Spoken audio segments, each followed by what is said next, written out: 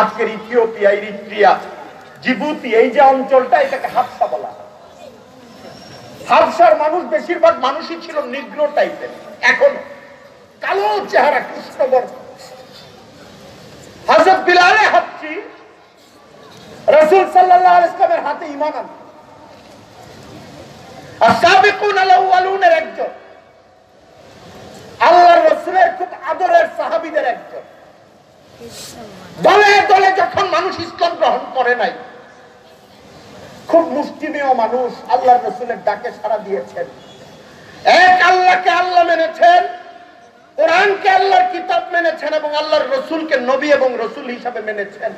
খুব মুষ্টিমেয় মানুষ, যারা কষ্টে ছিলেন, দুঃখে ছিলেন। হযরত বিলাল তাদের একজন। হযরত বিলাল ইসলাম গ্রহণ করেছেন। পুরা মক্কার ওই সমাজটা ছিল মূর্তি পূজারী সমাজ। ট্র্যাডিশনাল, ঐতিহ্যগত ভাবে তারা আরো 100-200 বছর আগে থেকে পুরা মক্কা জুড়ে, আরব জুড়ে মূর্তি পূজা, এটাই ছিল তাদের ধর্ম। বিলাল যখন ইসলাম গ্রহণ করলেন, বিলাল ছিলেন কৃতদাস। বিলাল কার কৃতদাস ছিলেন? উমাইয়া ইবনে খালফের কৃতদাস ছিলেন। মক্কার রুআসায়ে Quraysh, leaders of Quraysh, leaders of Mecca, opposition Muhammad সাল্লাল্লাহু আলাইহি ওয়াসাল্লাম, যারা হুজুরকে নির্যাতন করেছে, কষ্ট দিয়েছে, মক্কার যে সব বড় বড় পিলার ছিল, এর মধ্যে একজন ছিল উমাইয়া ইবনে খালফ। বড় গোত্রপতি, বড় টাকাওয়ালা, বড় মুরল, বড় বড় নেতা ছিল সে। যখন প্রকাশ হয়ে গেল হযরত বিলাল ইসলাম গ্রহণ করেছেন, হযরত বিলালের উপরে অত্যাচার শুরু করলো। বালুর মধ্যে টেনে হেঁচড়ে, গরম বালুতে। আর বিলালকে বলল মূর্তি পূজার কথা, লাত উজ্জার কথা, ইবাদতের কথা, আরবের বিখ্যাত মূর্তি। তারা চাপ প্রয়োগ করা শুরু করলো। মনিবের পক্ষের লোকেরা, মক্কার কাফেরেরা।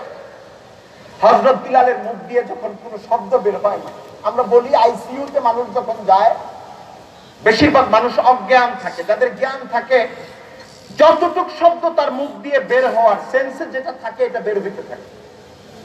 মানুষের মুমূর্ষ সময়ের মুখের শব্দটা এমন হয়ে যায়। হযরত বিলালকে নির্যাতন করছে আর মূর্তি পূজার কথা বলছে। হযরত বিলাল তার জ্ঞানের সর্বশেষ অংশটা আছে যখন, তখনও মুখ দিয়ে বের করছেন আহাদ আহাদ, এক আল্লাহ, এক আল্লাহ। উনি জানেন না ওনাকে মারতে মারতে ওরা মেরে ফেলবে কি। ওনাকে মারছে তারা, মেরে ফেলার সম্ভাবনাই, আশঙ্কাই বেশি ছিল। কিন্তু হযরত বিলাল শুধু বলতেছেন আহাদ আহাদ, এক আল্লাহ, এক আল্লাহ। আমি যে ঈমান এনেছি এখান থেকে শুনব। আমি কৃতদাস। আমি হযরত বিলালের কথাগুলো বলছি না, জবানে হাল থেকে বলছি। তার পরিস্থিতিটা ছিল এমন যে আমি কৃতদাস হতে পারি। আমি এক আল্লাহর উপরে ঈমান এনেছি, রাসূল মুহাম্মদের উপরে ঈমান এনেছি। তোমাদের হাতে শক্তি, তোমরা এখন আমাকে মারছো, বালুর উপরে শুইয়ে দিয়েছ, পাথর দিয়ে ঘষা দিচ্ছ, আমার জান হয়তো শেষ হয়ে যাবে, কিন্তু আমি আমার ঈমান ছাড়বো না। আমি বহু খোদাকে, অগণিত প্রভুকে মানার মধ্যে আমি যাব না। আমি এক আল্লাহর উপরে ঈমান নিয়েছি।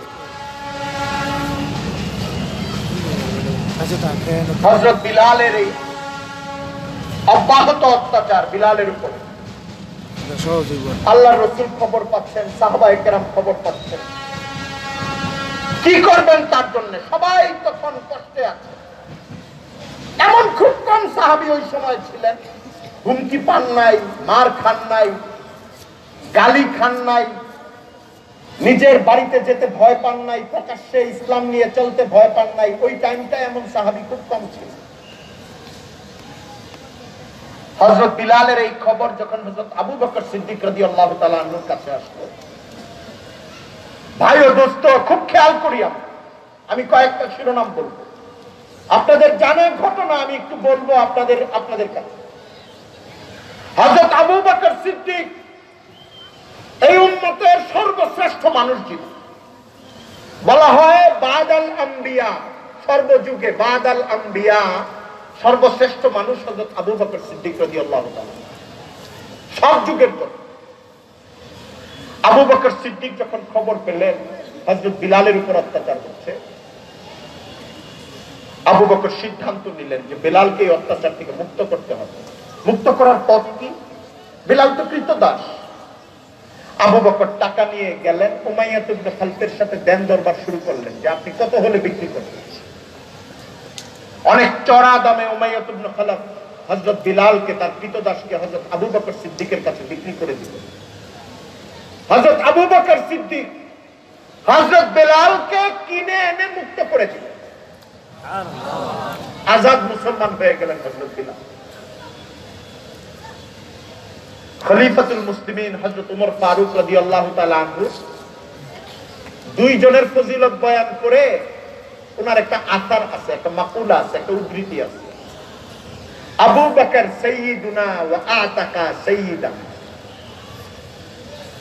আবু বকর আমাদের নেতা, তিনি মুক্ত করেছেন আমাদের আরেক নেতাকে, হযরত বিলালকে নেতা হিসাবে আখ্যায়িত করেছেন সাইয়্যিদ।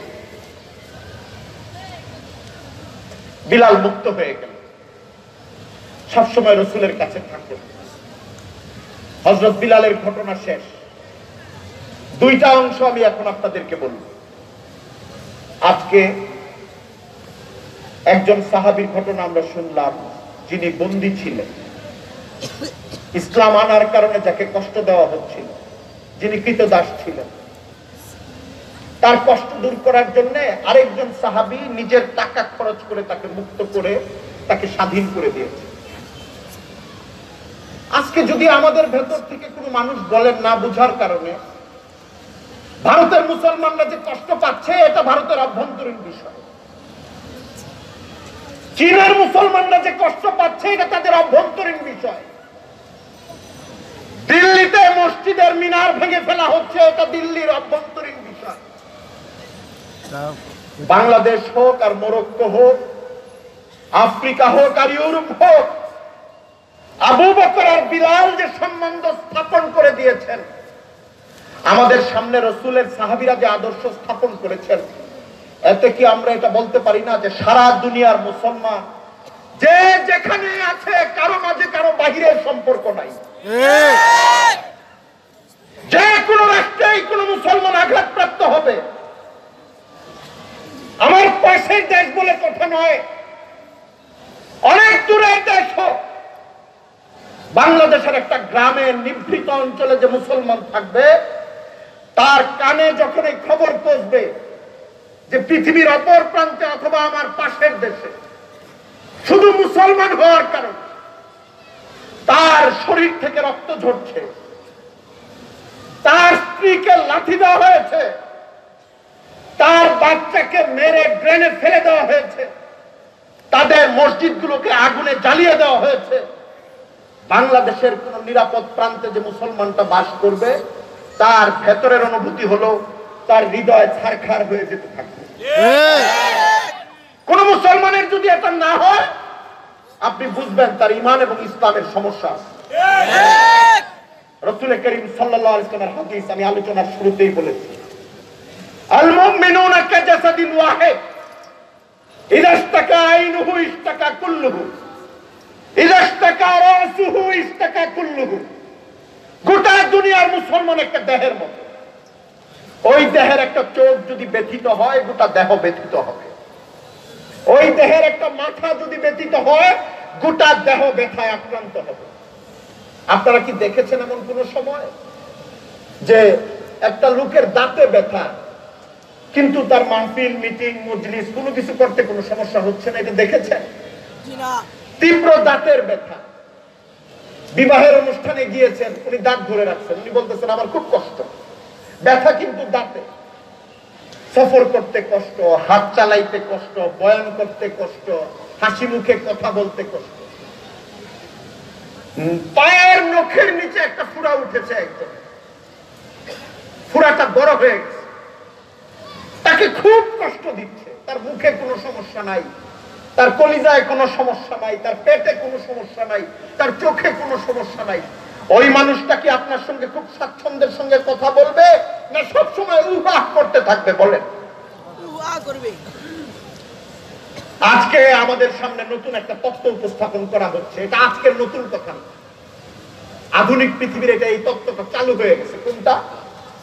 ভৌগোলিক জাতীয়তাবাদের নামে মুসলমান আরেক দেশের মুসলমানকে ভিন্ন চোখে দেখে, তাদের সংকটকে তাদের সংকট মনে করা। মনে রাখবেন, কোন মুসলমান যখন অপর মুসলমান থেকে, বিপন্ন মুসলমান থেকে নিজেকে বিচ্ছিন্ন মনে করে, অপর দেশের মুসলমানের কষ্ট থেকে নিজেকে আলাদা মনে করে, তখন তার ঈমান এবং ইসলামী উখুওয়াতের যে ফরজিয়াত আল্লাহ এবং রাসূল উম্মতের উপর দান করেছেন, এই ফরজ লঙ্ঘন এবং ঈমানের দায়রা থেকে আস্তে আস্তে সরে যাওয়ার পথ তার জন্য তৈরি হয়। আপনারা বাজারে গেলে দেখবেন, যারা বড় ব্যবসায়ী, একটা বাজারেই 2টা 3টা 4টা দোকান থাকে, কাছাকাছি টাইপের দোকান থাকে। এটা অন্যায় না, কোনো ভুল না, আমি বোঝার জন্য বলছি। আপনি লুঙ্গি কিনতে গিয়েছেন, তার দোকানে এই দোকানটায় লুঙ্গি আছে, গামছা আছে, গেঞ্জি আছে। আপনি লুঙ্গি কেনার পরে তাকে বলতেছেন, আমার তো এখন শাড়ি কাপড় কিনতে হবে, আমি কোন দোকানে যাব? দোকানদার বলে দিল, আপনি রাস্তার ওই পারে একটা দোকান আছে, ওই দোকানটা ভালো শাড়ি কাপড় বিক্রি করে। খোঁজ নিয়ে দেখা গেছে এইটাও তার আরেকটা দোকান। ওখানে আপনি গিয়ে শাড়ি কিনেছেন।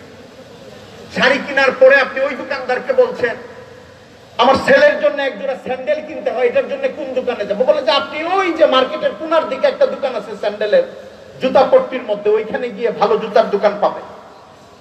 জুতা কিনে দেখা গেছে এইটাও তারই দোকান।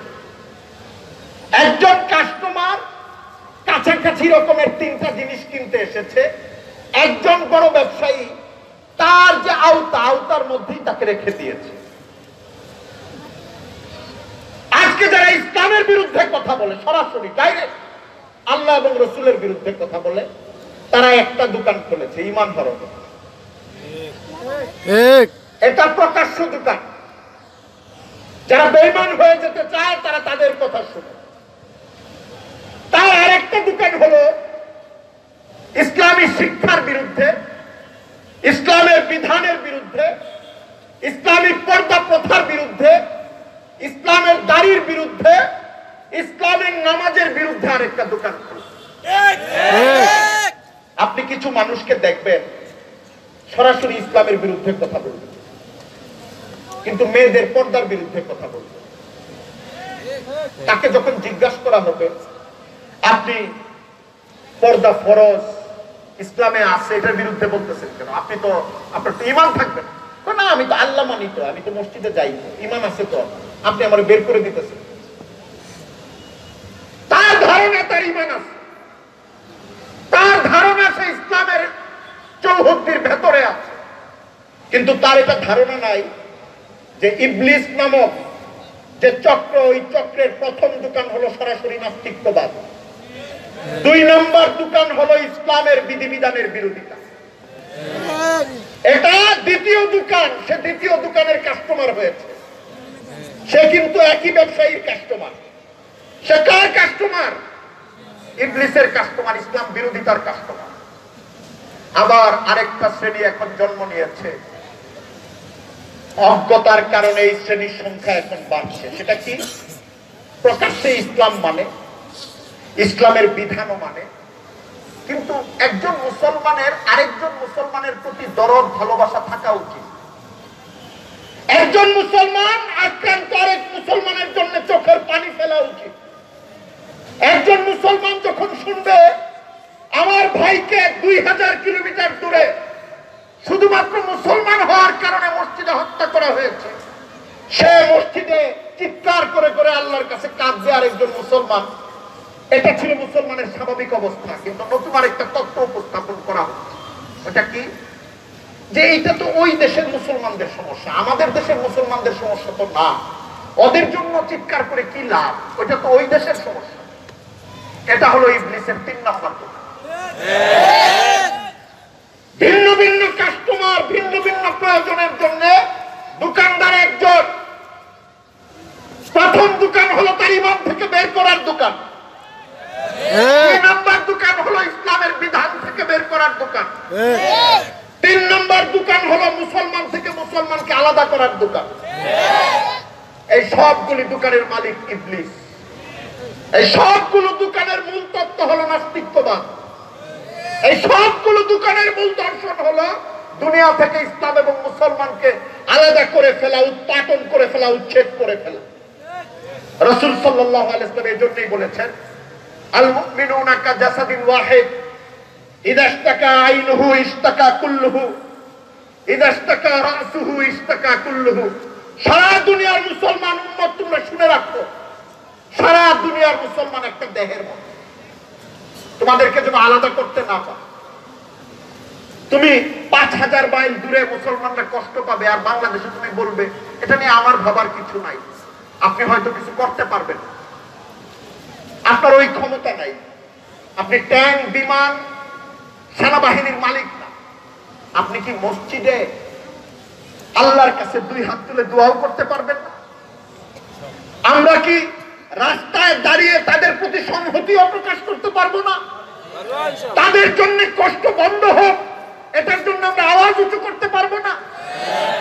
আজকে দেশ দেশ হিসাবে মুসলমানদের সংকটকে ভাগ করে ফেলা, যারা ইসলামের সরাসরি বিরোধিতা করে, যারা ইসলামের পর্দা প্রথার বিরোধিতা করে, আর যারা মুসলমান এক দেশ থেকে আরেক দেশের মুসলমানের সংকটকে আলাদা করে ফেলতে চায়, জেনে করুক না জেনে করুক, আমি দরদের সঙ্গে বলছি, তারা সবাই আসলে ইবলিস নামক প্রধান দোকানদারের দোকানের কাস্টমার হয়ে যেতে চাচ্ছে। আল্লাহ তাআলা সবাইকে হেফাজত করুন। আমিন। ভাই ও দুস্থ বুজুর্গ, আমি হযরত বিলালের ঘটনা বলছিলাম। হযরত বিলালের ঘটনার আরেকটা অংশ রয়ে গেছে। বিলালের মনিবের নাম কি ছিল? উমাইয়া। উমাইয়া ইবনে খালাফ। উমাইয়া ইবনে খালাফের কথা এখন আপনাদেরকে বলি। উমাইয়া ইবনে খালাফ তো বিলালকে অত্যাচার করেছে। উমাইয়া ইবনে খালাফ তো বিলালকে আবার মুশরিক হতে বাধ্য করতে চেয়েছে। উমাইয়া ইবনে খালাফ তো চড়া দামে বিলালকে আবু বকরের কাছে বিক্রি করে দিয়েছে। কিন্তু উমাইয়া ইবনে খালাফের পরিণতি ইতিহাস কি বলে আপনি দেখেন।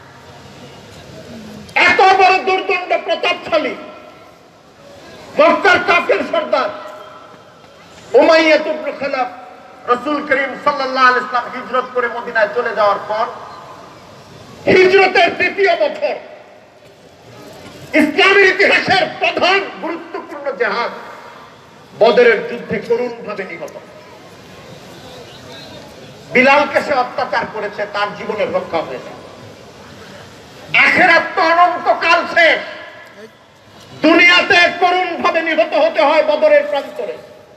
হযরত বিলালের প্রতি যে অত্যাচার করেছে আর বদরের যুদ্ধ, হযরত বিলাল যে আহাদ আহাদ বলে চিৎকার করেছে, আর উমাইয়া ইবনে খালাফ যে বদরের প্রান্তরে সাহাবীদের হাতের কূপ খেয়ে চিৎকার করেছে, এর মাঝখানে আপনি 15 বছরের ব্যবধান পাবেন না।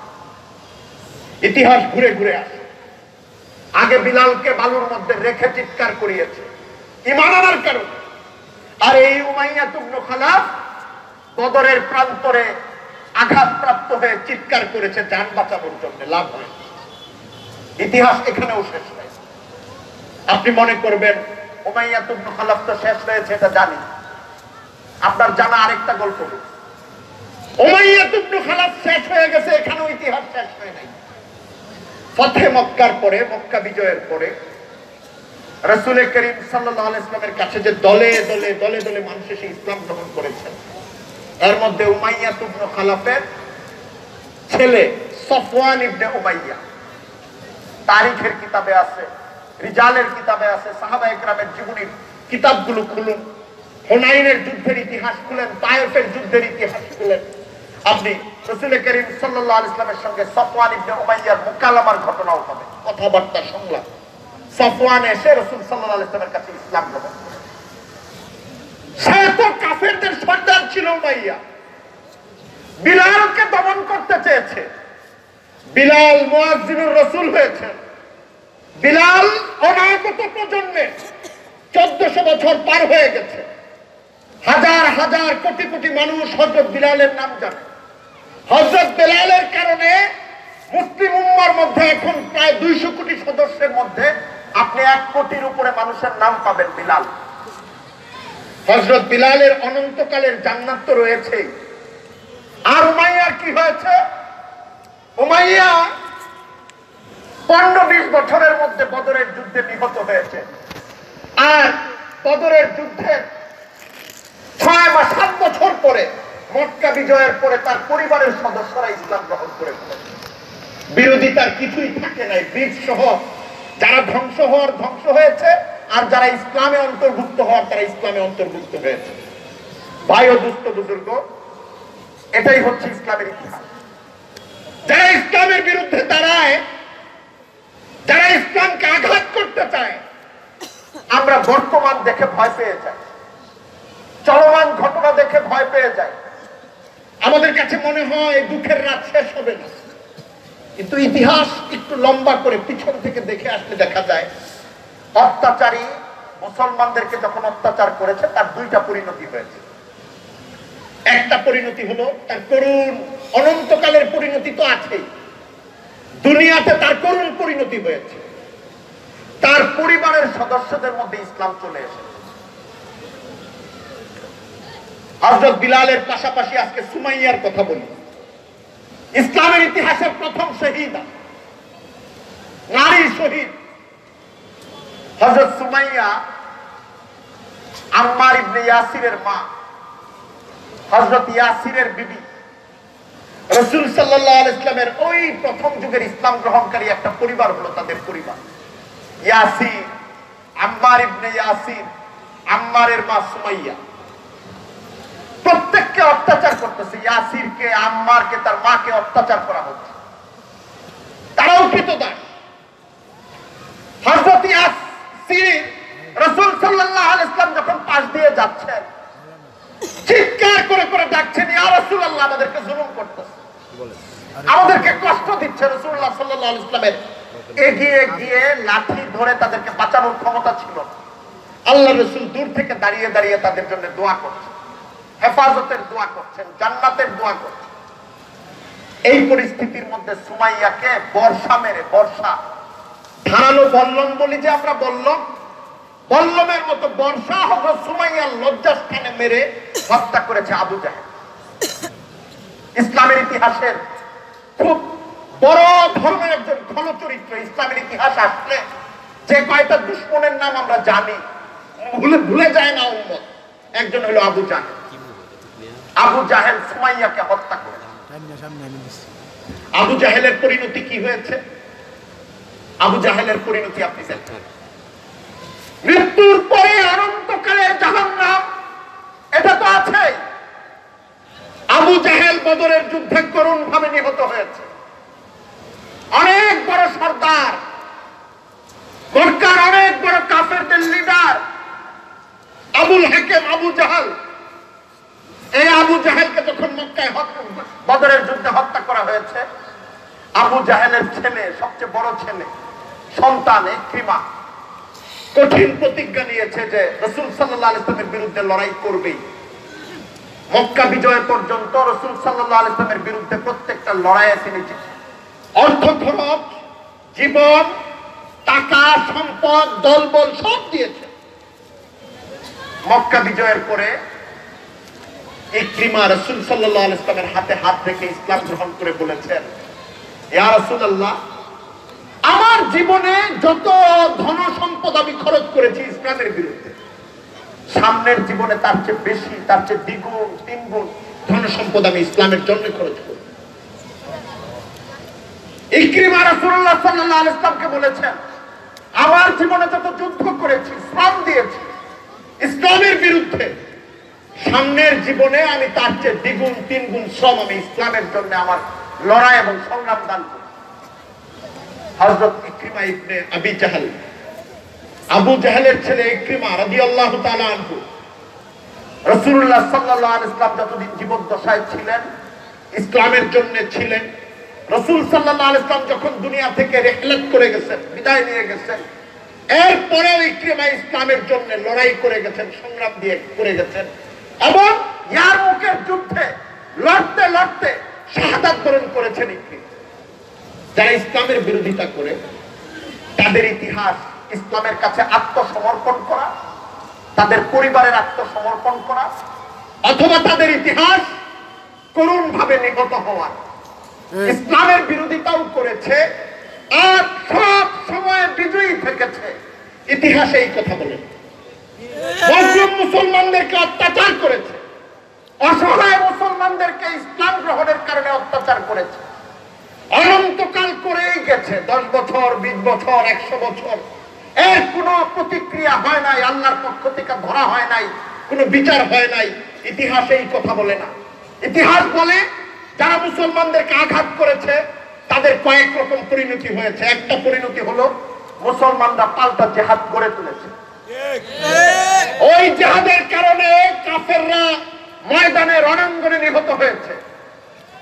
ইতিহাস 2 নম্বর কথা বলে, কোনটা?